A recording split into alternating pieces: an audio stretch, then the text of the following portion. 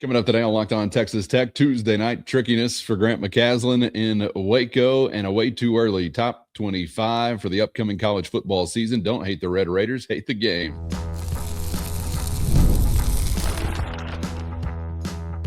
You are Locked On Texas Tech, your daily podcast on the Texas Tech Red Raiders. Part of the Locked On Podcast Network, your team every day. Great to be with you again on Locked On Texas Tech on the Locked On Podcast Network, your team every day, always free and available on YouTube or anywhere you get podcasts. Now the number one sports podcast network in the world. Thanks as always for making us your first listen. Today's episode brought to you by Gametime. Download the Gametime app, create an account, and use our code LOCKEDONCollege for $20 off your first purchase. With the only Chris Level, I'm Casey Cowan. Chris, great to be back with you once again. And on today's episode, we are looking ahead. I mean, way ahead. We've got a list to digest, maybe the first of this offseason. And on three, way too early top 25.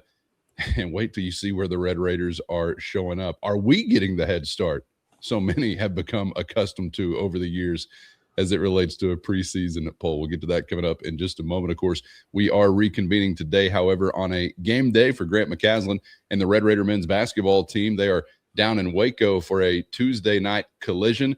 And Chris, something you touched on our last conversation when talking Red Raider hoops, and we'll get to again today, more so in depth, is the trickiness that can come with the ball game like this and many others night to night in the Big 12 Conference. You won't find a number beside Baylor's name. They do not have a shiny record.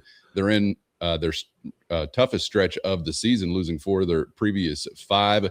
But talented pieces there, new pieces, as you've already mentioned this week. So best be wary. There's no doubt about that. And on the road in the Big 12 is never any easy thing, right? No, they're all tough, man. And you're coming off of a big time emotional win where you leaned on 5 players for 36, 37 or 40 minutes. So you kind of wonder about gas in the tank and all those things. Like, this is one of those scenarios where maybe it's not so bad the game starts at 8 o'clock tonight as opposed to 6 o'clock, just to give yourself a few extra hours. Baylor's been off since Friday night, and they'll be desperate. It's weird that you're playing these games back to back, because Baylor's biggest issue maybe has been, a leader, a point guard, a playmaker. They've kind of shared duties there, but Rob Wright obviously was their guy, thought to be their guy, and you were going to build everything around him. And obviously now he's playing for BYU as one of the standouts for the Cougars that you just saw, who went for 28 against you. So Baylor comes into this thing 1-4. I think Ken Palm, they throw all the numbers into this thing. They've got this as a 1-point Texas Tech win. So you're going to see that Vegas number be fairly close to that, and depending on where you look. But I think Baylor is kind of one of these teams where you're just trying to figure out which team shows up. But their 1-4 start also, if we're being honest, in their defense, it has a lot to do with who those teams have been against. The TCU, they opened that one up. That's maybe one that they should have fared better, although TCU beat Florida, this year. But there's no shame in losing to Iowa State or to Houston or to Kansas in Lawrence. So, I mean, and their win was in commanding fashion against Oklahoma State in Stillwater, which I think has gotten a lot better. But they basically controlled that game from the jump. So I don't know what you're going to get tonight. These are the games that worry you. Because it's going to be tough, and but they've got some guys that can make things interesting for sure. And I mentioned to you before we began our conversation that some might look at the recent win-loss record, dropping 4 of your previous 5, and kind of think like, oh, this team's right for the picking, can't wait to get our licks in. But when you're thinking about a veteran, an accomplished head coach, and obviously a group that's got some talent, I'm sort of thinking the other way. I wish they were feeling great about themselves rolling into Tuesday night, because it's kind of something I can envision resembling maybe a dog in a corner possibly. So that lends itself to the trickiness even further, right? Where man, all the coachable, teachable moments, tools, and lessons have been available to Scott Drew and company. And like you mentioned, for a few days now. Yeah, and the one thing is they won't sneak up on you. I mean, Grant will – this is Grant's mentor, you know. I mean, this is kind of who he learned a lot under. And so he will be well aware of you know, that desperation or that, you know, don't sleep on the – I mean, you know, not that you would, but I mean, he will hammer that into and has hammered that into his guys. Chris, can I ask you from a Grant style perspective, after you get a win like you did on Saturday – is his style then to like you go hard edged on these guys to get ready for Tuesday to really keep them humble and hungry, or what's his mode after a game like that? I don't think he really changes much. I think he is pretty chill a lot of the time, and then he's very hard edged at times at the right times when it needs it after win or loss. So I think he's the same guy, which that's kind of the secret. I think when coaches, Joey's the same way. I think when coaches vacillate in between and they're kind of like going to walk around in a bad mood or walking around like, man, everything's great, man, we're rolling. No, he's pretty chill a lot of the time. But I think that you see it. Oh yeah, yeah, and that's can be behind the scenes. That can be he's a he's going to speak the truth and lay it out there, and if you don't follow instructions, then you come sit next to me on the bench, kind of thing. So I mean, but yeah, he won't have to say a whole lot, I don't think, about this one. This will be he'll have a lot of. This is only your second time to play in this new building. It's not a big venue. It only holds a little over 7,000. It'll be full. It is very loud. The way that they've built it, it's like it goes straight up, like so you feel like people are on top of you because that's the way the building is constructed. So it is a very loud, compact 7,000 plus people. And remember that last one and all of the wellness conversation going on? Yes, I do. And you almost pulled it off. You want to talk about toughness or resiliency that night? I don't even remember what the numbers were. I think your head coach was sick himself, if I'm not mistaken. He came in the day of the game because he was sick. Yep, and didn't want to be around the team. It was just trying to get an extra night. Yeah, the whole deal. I do remember that. It's good recall by you. And the Pop Isaacs thing was still kind of fresh on everybody's mind. There were some things being said by the Baylor students who will be directly behind me. I will be able to feel them. Literally right behind me. That's the way that this student section is all set up.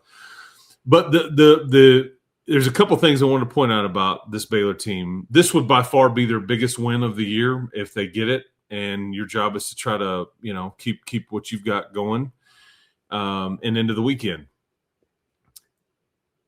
Cameron Carr is a thought. He's averaging close to 20 a game. I think he is, one of the better players. Well, he is averaging 20 a game, so it's right. And then Yesufu is one of their.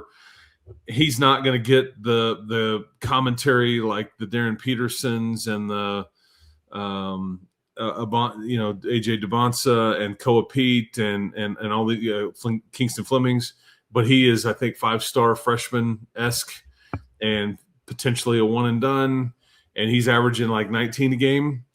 So these are, they've got players. This is also, if you remember, and you'll see, I'm guessing we'll see him tonight.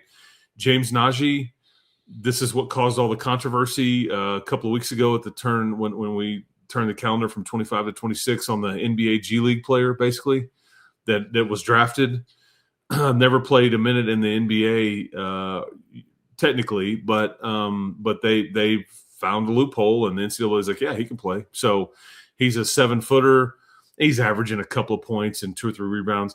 And I got hot and bothered about that at the time. Like, what are we even doing? Like why is it Skylar Gill Howard allowed to play if we're doing this deal? And he never appeared in an NBA game. And my thing is, if he was an NBA player right now, that's where he'd be. But he's very raw. He looks the part.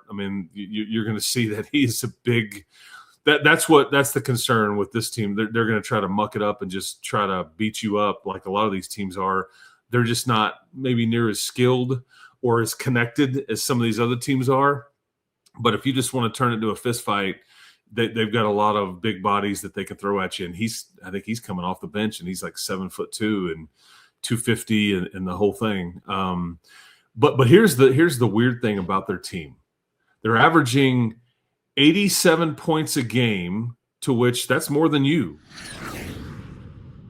First, today's episode brought to you by Gametime. Have you ever decided at the last minute to head to a ball game with friends or family? Maybe it's game day and you suddenly feel the call of the stadium. That's exactly where Gametime comes in. It's the easiest way to grab last-minute tickets without the stress. And with the money you save on tickets, you can then splurge on foods, drinks, gear, and more. Gametime makes it all possible. And best of all, Gametime makes buying tickets fast and simple. Prices on the app actually drop the closer you get the first pitch, and they've got incredible last-minute deals, clear seat views, and a lowest price guarantee that takes the worry out of buying. And if you're like me, you get tired of endless scrolling trying to find the best deal, and that's why Gametime's Zone Deals is the go-to move, since it automatically picks the best seats in your section for you at the best price. And as always, you can get a view from your seat right there in the app, so before you buy, you know exactly what you're going to see. Take the guesswork out of buying tickets with Gametime. Download the Gametime app, create an account, and use our code LOCKEDONCollege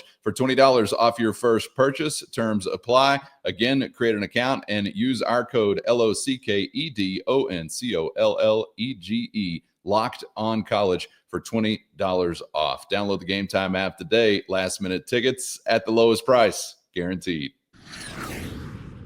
They're averaging 87 points a game, to which that's more than you, to which you go, whoa. However, when you pare that down into the 5 conference games, they're only averaging 66 a game. That is a drastic difference. Yeah. So as the competition has stiffened up, now granted, they've seen Houston, they've seen Iowa State. These are thought to be 2 of the top defensive teams in the country. So that has something to do with it. Oklahoma State, not so much. Maybe TCU, not so much.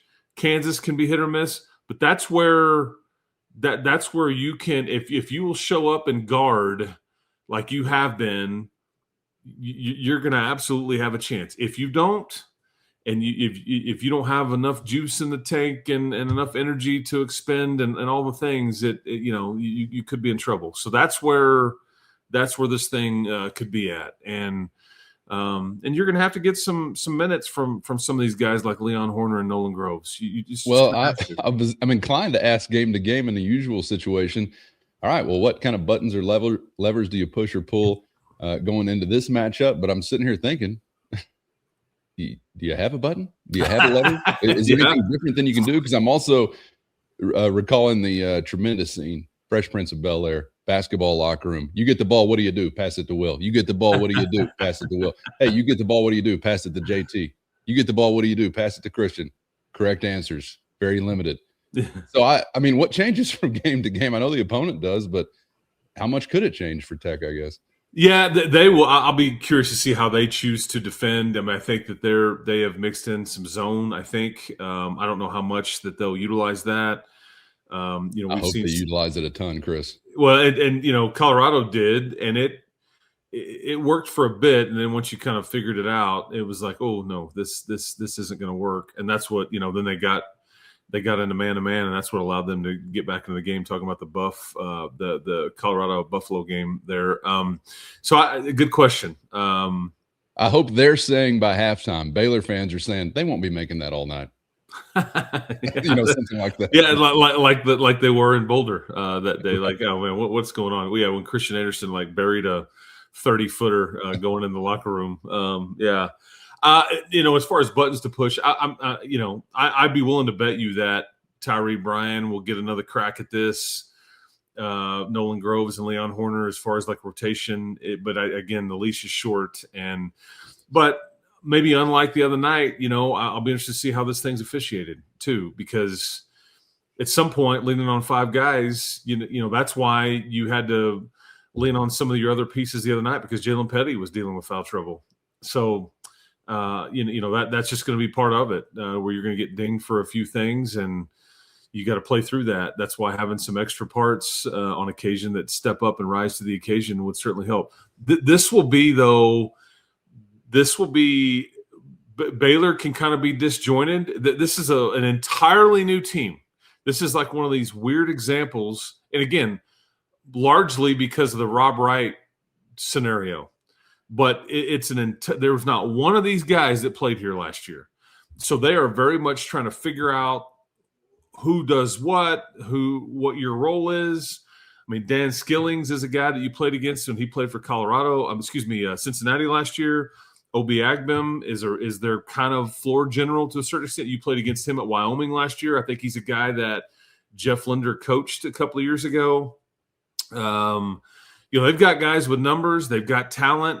Where you can get them, though, is in the stressful moments, certain guys want to take over, or they just, again, appear to be disjointed. Whereas you, on the other hand, you know exactly what you're trying to get done. And you've commented on that, how it's gotten better and it's grown, and you know where people are going to be and whose role is what. I think you've largely established that. So, but can you, are you in a position to put them in stressful situations?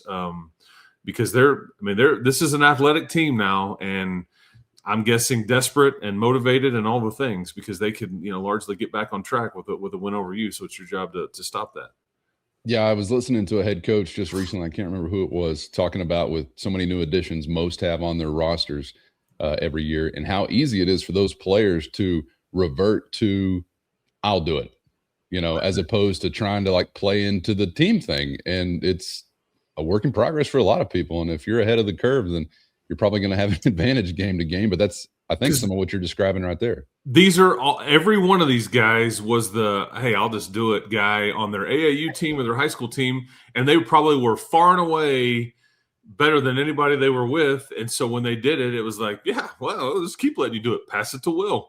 Exactly. You did a great job last time. We'll let you try again. Yes. And it's the coach's jobs to identify and kind of rein it in and go, no, this is what we think is best. And we think you're best here. And not everybody, not everybody's wanting to do that. Not everybody wants to go rebound and guard and share it and all that. So I think you have an advantage in that standpoint, because that's the biggest thing about player retention, is that you've got guys that are now used to it, and these other pieces are starting to acclimate a little bit, and you've got willing passers. I mean, JT and Christian combined for what was 16 assists last week versus Utah. So they're very willing, and they're the two dudes, right? So when you have that, it opens it up for everybody else.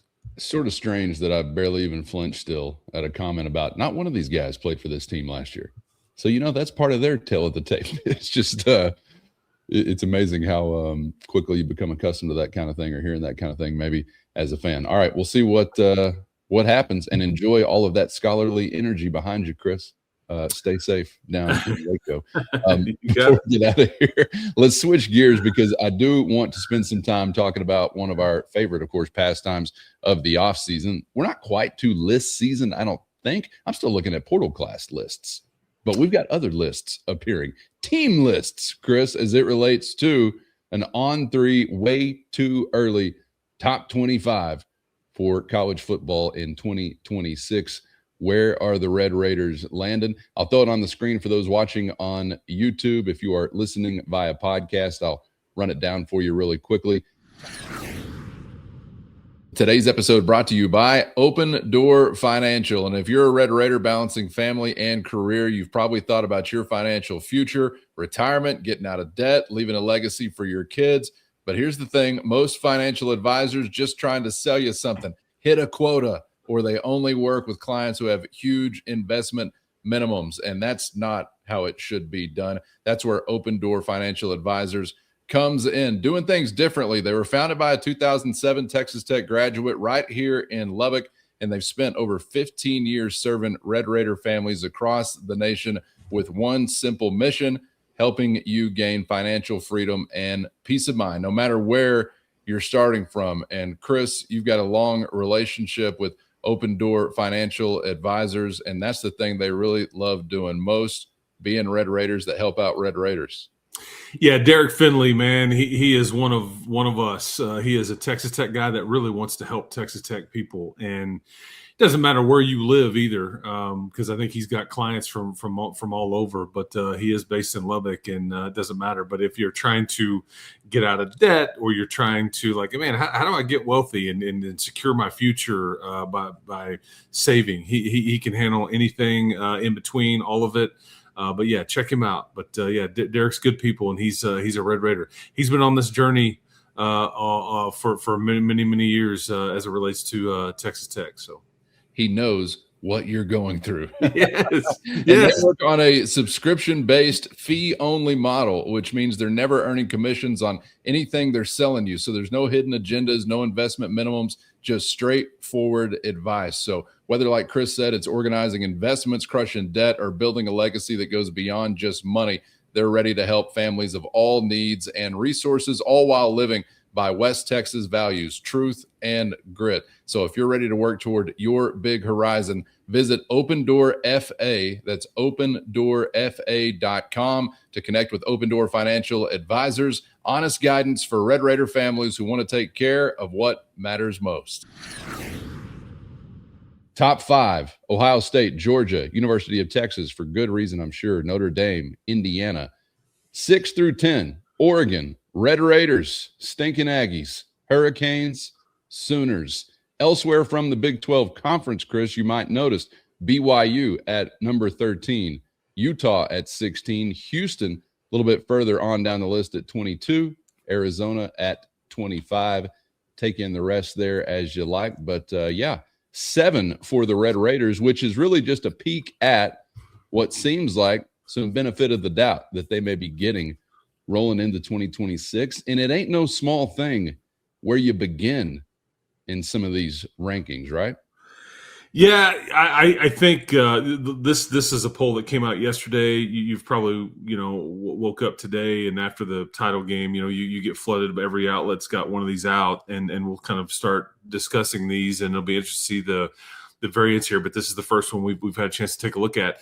I think you're getting credit for obviously last year, but you're also getting credit for what is still here, and then also adding Brendan Sorsby to it. I think you're going to be thought to do. You'll fare fairly well in a lot of these early preseason polls because of how much you have coming back. Obviously, with what you're bringing in, and I was curious where you would be at. Then I was also curious, like you just touched on, where the other Big 12 teams would fall and who that would be. I don't really disagree with a lot of this. I think BYU and Utah are next up, which they had really good seasons last year. I think they've both been, in BYU's case, they have a lot coming back off of their team. They've been able to retain some. They've tweaked, added some players in the portal and tweaked the roster that way. Utah, which as much as they've lost and a whole new coaching transition, they've still got their starting quarterback back and his backup back, which became a dynamic player in Bird Ficklin. But the Houston and Arizona ones are the ones that are, I think that's good for the league. Houston, I think, had double-digit wins this past year. It was kind of this, I don't know, this weird, sneaky, I don't want to call it like boring kind of season where there was just not a lot of not a big time win. They go beat a depleted LSU team in the bowl game that doesn't have a coaching, just as in flux.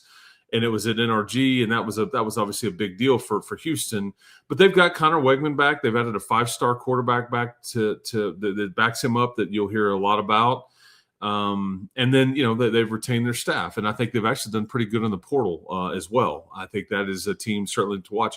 That's a team, unlike BYU and Utah, who you are not scheduled to play. Houston will be in Lubbock, Texas next year, as will the 25th ranked team in the University of Arizona. So Seth Dagey will bring in that offense by Brent Brennan, and Noah Fafita is back. You saw him 2 years ago in Tucson. Like, I felt like that game was 2 a.m. But he's still there, and he was the first team All Big 12 quarterback. You've got the second team All Big 12 quarterback on your team right now in Brennan Sorsby. So yeah, I think this will be interesting to kind of follow what this looks like. But this looks, I like the look of it, and I don't know if you feel like you should be higher or you're surprised to see yourself this high. I don't know what the general thought out there would be by a lot of folks, but this seems about right to me. Chris, I don't necessarily feel anything in regard to higher or lower because I'm not one of those people that feels things before anything happens, like a snap or a down being played. But I know voting members of our precious college football media feel like they've got to get the lay of the land as early as possible. So as it relates to Tech, I don't know. 7, higher, lower, belong at all? I have no idea yet. But I will say this. I love it as a Tech fan because it matters where you start in these things. It shouldn't, it's not supposed to, it's based in thin air, but it does matter. And I know that when we talk about various top 25 rankings, you may say, well, the College Football Playoff Selection Committee doesn't utilize this ranking. Well, they got eyes. They're humans. They're people. They watch TV. They get the newspaper. They get on the internet. They see it, and you're not ever going to convince me that this does not matter whenever it comes to that type of perception and or relevancy. So I'm glad to be on the other side of it. Tech and other programs of that ilk, Chris, are always having to make up ground and go a little further to prove that, say, they belong than someone that is, held in, I guess, lofty expectation prior to the year beginning. So even though I think it's sort of a fool's errand, I'm down to play the game. And if these fools want to bet on us and throw us high on the list, I'm good with it. So do I like it as a fan in general, like this part of the process? No, I don't, because I do think it negatively affects some as you get further into the year. But if Texas Tech is going to be one of those that receives the benefit of it, I'm down for it. You subscribe to any of that conspiratorial talk? Well, unfortunately, you're right. I do subscribe. It does matter. Joey would tell you the same thing. So if you're part of the benefit of the doubt crew, then I'm here for it. Because the higher you start, the least you will fall, unless you just, and there's all these stats about these teams that started out in the top 2010 that ended up not ranked from last year and all that stuff, right? But it just gives you more margin for error the higher you start, which it shouldn't. These teams are in many ways very different. But I think in Texas Tech's case, the reason why I feel like this is very much justified, I think we'll spend more time on this. You have a lot back, a lot. Everybody's going to talk about the new stuff and all that, but there is a lot going on here that remained from the team that just won the Big 12 championship. And you could argue by virtue of just pure health that you've upgraded at quarterback. Well, Brendan Sorsby's healthy. Baron Morton wasn't. Plus the running game. There's just, and then your coaching continuity and all those kinds of things. So, I think it sure is nice to be on this side. And we'll see. We'll talk about it as we see more of these come out, and there'll be some. I wouldn't be surprised if maybe you were slightly higher in some, or maybe this is the highest one you'll be in, and maybe you're 13th in one or 15th in one or something like that. And then we'll all go, what's wrong with these folks for sliding the Red Raiders? Who knows?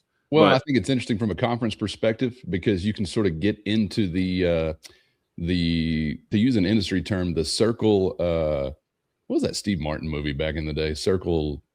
Yeah. Anyway, you can get into this thing where you get these numbers beside your name, and then you never really beat anybody but those others who undeservedly have numbers beside their name. Yeah. And then you get to the end of the year, kind of like we did here, and I may confuse some of these programs, but it's like, hey, did you know Missouri never beat anybody? Did you know Tennessee never beat anybody other than like Missouri with the number by their name from their preseason ranking because of SEC benefit of the doubt or whatever? I know you're picking up what I'm putting. I'm down to play that game for the league as well. Oh, Houston's got a number. I'm sure it's justified. And if we beat them and they're beaten by a team with our number, well, then nothing happens to anybody. We all move up, right? Because that's the precedent that's set. So, I think that's your movie. I think it was called The Circle. There's a farcical aspect to it, but there's also an advantage aspect to it. So curious to see how that'll play out. But here we go. Here's our way too early to digest with plenty more to come. You got it. Hey, I hope to see everybody in this arena tonight if you're in the Central Texas area. So hope to see some folks there. But well, you got game day coming to town again, and it's a big week for basketball for sure. You know that. Can't wait to get back to the USA and hopefully with another win in the pocket. Chris, appreciate you as always, and everybody for being out there. Of course, the everydayers, thanks for always riding along in the Matador Mob. Hit our show notes and find a link to a free 14-day trial. That's your direct line to Chris and myself with one-on-one text sent straight to your phone. And get subscribed on YouTube or anywhere you get podcasts. For Chris, I'm Casey. Thanks as always for the time. We hope to see you back for the next round on Locked On Texas Tech.